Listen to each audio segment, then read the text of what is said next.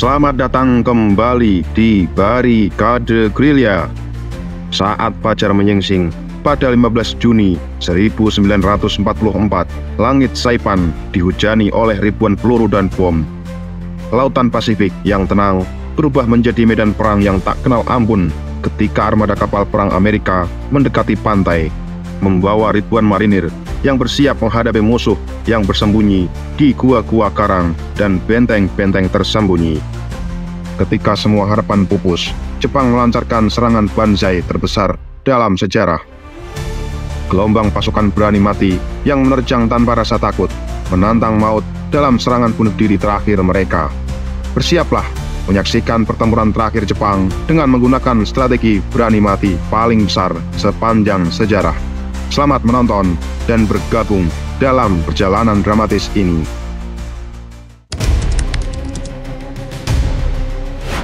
Pada awal tahun 1944, Perang Dunia Kedua telah memasuki fase kritis, khususnya di teater Pasifik, setelah serangan mendadak Jepang terhadap Pearl Harbor pada tahun 1941. Amerika Serikat dengan cepat beralih dari strategi defensif menjadi ofensif di Pasifik. Kampanye pulau demi pulau atau island hopping yang diterapkan oleh sekutu mulai menunjukkan hasil, dengan berbagai pangkalan dan pulau-pulau yang sebelumnya dikuasai Jepang berhasil direbut kembali oleh pasukan Amerika. Namun, meskipun serangkaian kemenangan sekutu di Pasifik, Jepang masih mempertahankan posisi kuat mereka di wilayah tengah Pasifik, dengan pulau-pulau seperti Saipan dan Tinian yang dilindungi oleh pertahanan kuat. Pada tahun 1943, situasi global Perang Dunia Kedua mulai bergeser menguntungkan sekutu.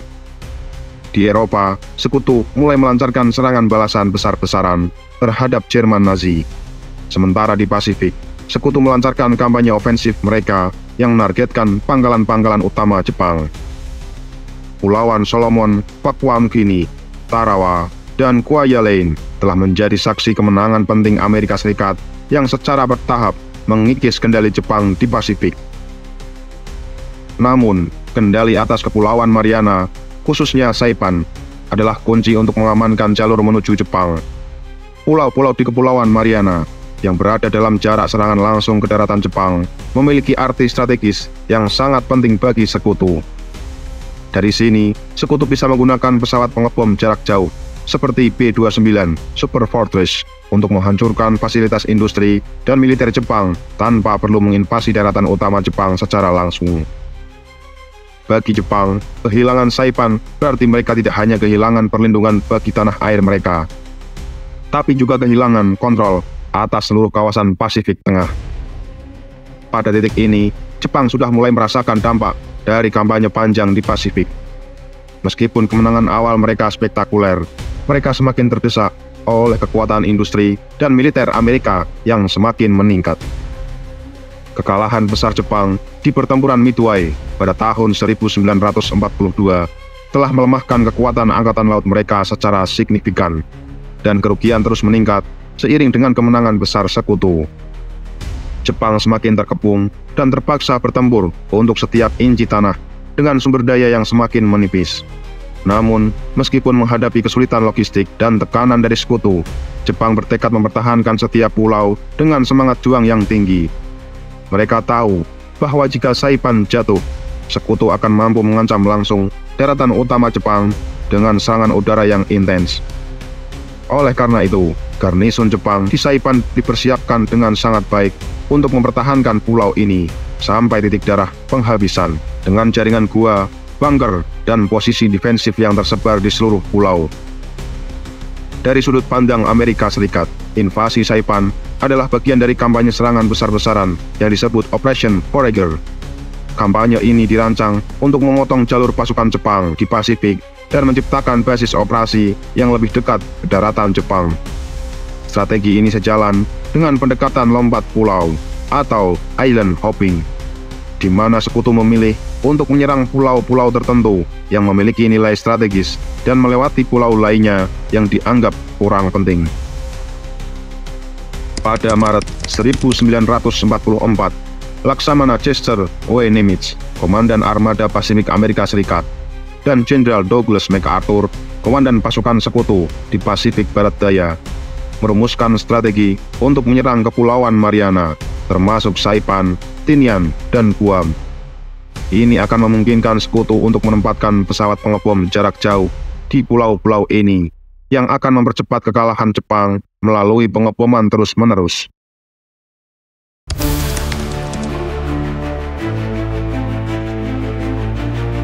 Sebelum operasi dimulai, sekutu melakukan perencanaan yang sangat cermat dan mendetail.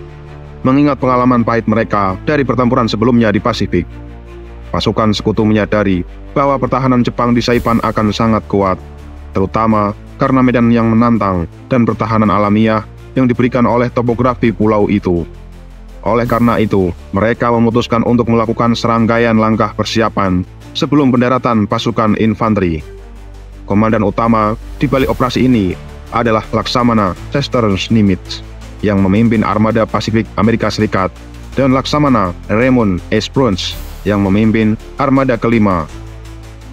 Bersama-sama mereka merancang serangan gabungan antara angkatan darat, laut, dan udara yang melibatkan puluhan ribu pasukan dan sumber daya militer.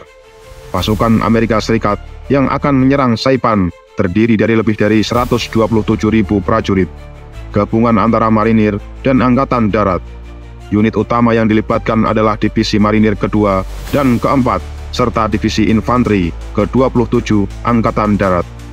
Pasukan ini adalah bagian dari Korps Amfibi 5 yang dipimpin oleh Letnan Jenderal Holland Smith. Penempatan pasukan ini bukan tanpa tantangan, mengingat banyak dari mereka telah terlibat dalam pertempuran sebelumnya di Pasifik, seperti Tarawa dan Kwajalein, dan harus menghadapi tekanan psikologis serta kelelahan fisik dari kampanye-kampanye yang brutal tersebut. Armada Laut Amerika Serikat yang mendukung invasi Saipan adalah armada kelima yang dipimpin oleh Laksamana Bruns. Armada ini merupakan salah satu armada paling kuat yang pernah dikumpulkan dalam sejarah perang. Tidak hanya terdiri dari kapal perang besar, kapal induk, kapal penjelajah, dan kapal penghancur, tapi juga armada amfibi yang akan mengangkut pasukan ke pantai Saipan dalam jumlah besar.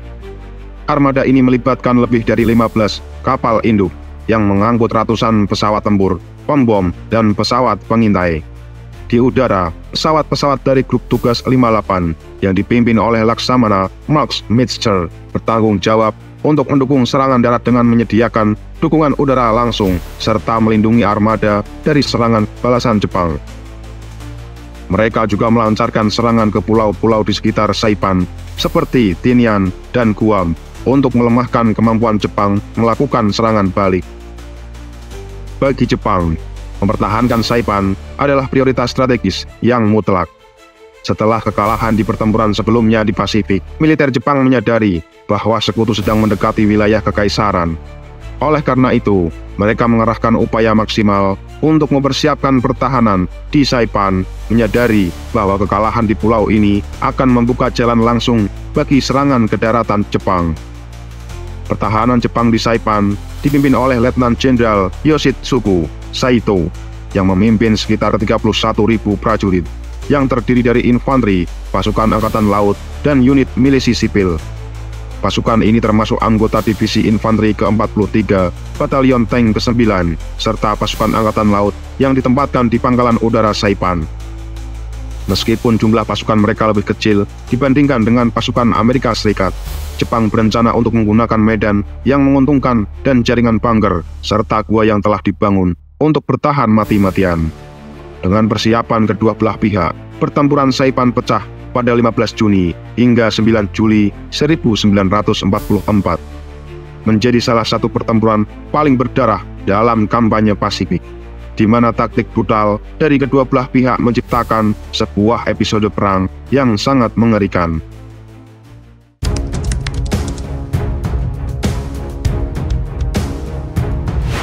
Pertempuran Saipan dimulai pada pagi hari 15 Juni 1944, ketika sekitar 300 kapal amfibi dan kapal perang Amerika Serikat mulai mendekati pantai barat Saipan. Tindakan ini diawali oleh pengeboman besar-besaran dari laut dan udara yang telah berlangsung selama 2 hari. armada kapal perang Amerika meluncurkan serangan terhadap posisi pertahanan Jepang di pantai. Sementara, pesawat-pesawat dari kapal induk Amerika berulang kali menjatuhkan bom dan menyerang bunker serta posisi artileri Jepang. Pada pukul 7 pagi, gelombang pertama pasukan infanteri yang terdiri dari divisi marinir kedua dan keempat mulai mendarat di pantai di dekat Charan Kanoa, di pantai barat Saipan. Pasukan ini diangkut oleh kendaraan pendarat landing vehicle tracked yang dikenal sebagai Amtrax. Namun, begitu mereka mendekati pantai, mereka langsung dihujani tembakan artileri dan senapan mesin berat dari pasukan Jepang yang telah menyiapkan posisi defensif mereka di sepanjang pantai dan di perbukitan terdekat. Pendaratan di Pantai Merah dan Pantai Hijau sangat sulit, meskipun pengeboman sebelumnya dari laut dan udara berhasil menghancurkan beberapa posisi Jepang. Banyak pertahanan bawah tanah, bunker, dan gua tetap utuh. Pasukan Jepang menunggu sampai pasukan marinir Amerika berada dalam jarak dekat sebelum membuka tembakan dengan artileri dan senapan mesin dari bunker tersembunyi dan posisi yang terlindungi dengan baik.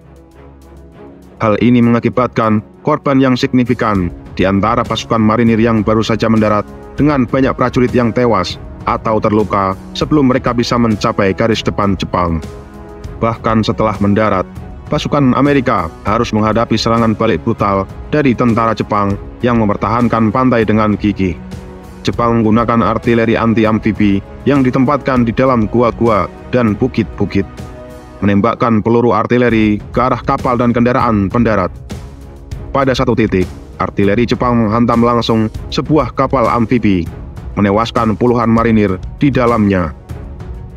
Pada akhir hari pertama, meskipun mengalami banyak korban, pasukan marinir berhasil memantapkan posisi mereka di sepanjang pantai dan mulai mendorong ke pedalaman. Mereka mengamankan pantai pendaratan, tetapi perlawanan sengit Jepang membuat kemajuan pasukan Amerika sangat lambat.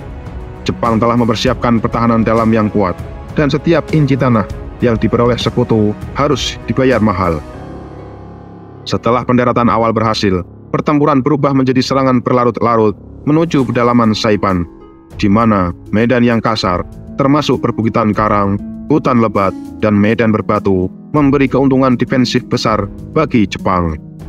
Pasukan Amerika harus menghadapi musuh yang bersembunyi di dalam gua-gua, bunker beton, dan posisi defensif alamiah yang memanfaatkan keunggulan geografis pulau. Setelah mengamankan pantai, fokus pertama pasukan Amerika adalah merebut kota Garapan, ibu kota Saipan, di bukit Tipopel yang berada di jalur mereka. Pada 16 Juni, divisi marinir kedua mulai bergerak ke arah kota, tapi mereka segera dihadang oleh pertahanan Jepang yang kuat di sekitar bukit-bukit terdekat.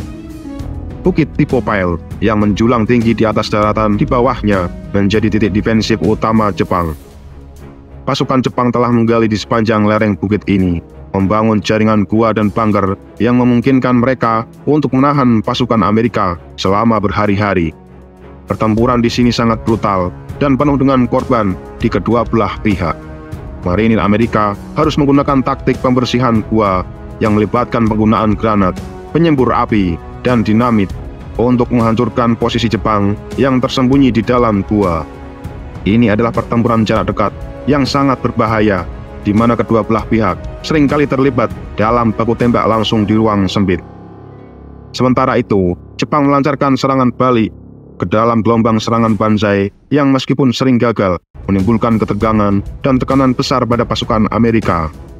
Sementara pertempuran di sekitar Garapan berlanjut, divisi infanteri ke-27 Angkatan Darat diperintahkan untuk menyerang posisi Jepang di Bukit Nafutan di bagian selatan Saipan. Bukit Nafutan dipenuhi dengan jaringan gua yang kuat dan dibela oleh ribuan tentara Jepang yang bertekad untuk bertahan. Pertempuran ini sangat berat, dengan medan yang curam dan sulit dijangkau, serta tembakan artileri dan mortir Jepang yang terus menghujani pasukan Amerika. Pertempuran di bukit ini berlangsung selama berhari-hari, dengan pasukan Amerika maju dengan lambat dan harus membersihkan setiap gua satu persatu. Di sini, penggunaan penyembur api menjadi penting, di mana pasukan Amerika harus menghancurkan posisi Jepang yang bersembunyi di dalam gua-gua yang sulit dijangkau. Pertempuran ini akhirnya berakhir pada akhir Juni ketika posisi Jepang di Bukit Nafutan berhasil dihancurkan.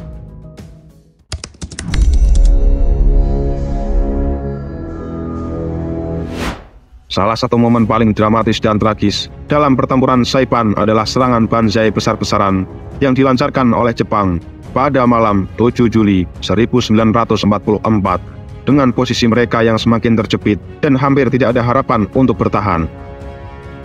Letnan Jenderal Yoshitsugu Saito memerintahkan serangan Banzai terakhir, serangan langsung yang melibatkan ribuan tentara Jepang yang menyerbu garis pertahanan Amerika dalam gelombang manusia. Sekitar 3.000 tentara Jepang, termasuk personel militer dan sipil bersenjata, berkumpul di bawah komando Saito dan meluncurkan serangan terhadap divisi infanteri ke-27 Angkatan Darat Amerika Serikat. Serangan ini dimulai pada dini hari dan mengejutkan pasukan Amerika yang tidak menyangka bahwa Jepang akan meluncurkan serangan frontal sebesar ini. Tentara Jepang yang bersenjata dengan bayonet, granat, dan senjata ringan menyerbu langsung ke arah pasukan Amerika, menerjang melalui tembakan senapan mesin dan mortir. Pertempuran ini berlangsung sepanjang malam, dengan pertempuran jarak dekat yang mengerikan di mana pasukan Jepang seringkali bertempur dengan bayonet atau bahkan tangan kosong melawan pasukan Amerika. Marinir dan infanteri Amerika terlibat dalam pertempuran jarak dekat yang brutal dengan korban berjatuhan di kedua belah pihak. Namun, meskipun serangan Banzai ini sangat intens, pasukan Amerika berhasil menahan garis mereka dan memusnahkan sebagian besar pasukan Jepang yang terlibat dalam serangan ini. Serangan Banzai pada 7 Juli menandai titik balik dalam pertempuran dengan Jepang kehilangan sebagian besar kekuatan tempur mereka dalam satu serangan terakhir. Setelah serangan ini, sisa-sisa pasukan Jepang di Saipan tidak lagi mampu memberikan perlawanan yang signifikan dan pertempuran mulai beralih ke fase pembersihan akhir. Setelah serangan Banzai Jepang dihancurkan, perlawanan terorganisir Jepang di Saipan berakhir. Pada 9 Juli 1944, pasukan Amerika berhasil merebut seluruh pulau dan Saipan secara resmi dinyatakan aman oleh Komandan Sekutu. Namun, fase pembersihan tetap berlangsung karena banyak pasukan Jepang yang masih bersembunyi di dalam gua-gua dan bangker di seluruh pulau.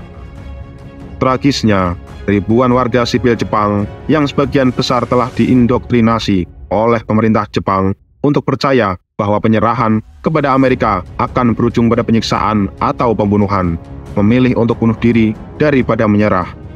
Di tebing-tebing Marpi Point di bagian utara Saipan, ribuan orang melompat ke laut dari ketinggian, termasuk wanita dan anak-anak, dalam apa yang dikenal sebagai Suicide Cliff dan Banzai Cliff. Ini menjadi salah satu babak paling tragis dari pertempuran, memperlihatkan dampak perang psikologis yang luar biasa. Dengan jatuhnya Saipan, Amerika Serikat berhasil mengamankan salah satu pijakan paling strategis dalam perang melawan Jepang. Saipan menjadi pangkalan udara utama bagi pesawat-pesawat B-29 Super Fortress yang akhirnya memungkinkan serangan bom terhadap daratan Jepang, termasuk serangan nuklir di Hiroshima dan Nagasaki setahun kemudian. Pertempuran ini mengubah jalannya Perang Dunia Kedua di Pasifik dan menandai awal dari akhir bagi Kekaisaran Jepang. Untuk lebih banyak cerita menegangkan dan dramatis seperti ini, jangan lupa untuk menyukai, berkomentar, dan subscribe ke kanal YouTube kami. Kami selalu berusaha menyajikan konten terbaik untuk Anda, dan kami sangat menghargai kritik serta saran yang membangun. Jangan ragu untuk meninggalkan komentar atau menghubungi kami dengan ide-ide dan masukan Anda, karena dukungan Anda membantu kami terus berkembang dan memberikan informasi yang lebih baik. Terima kasih telah menjadi bagian dari perjalanan kami.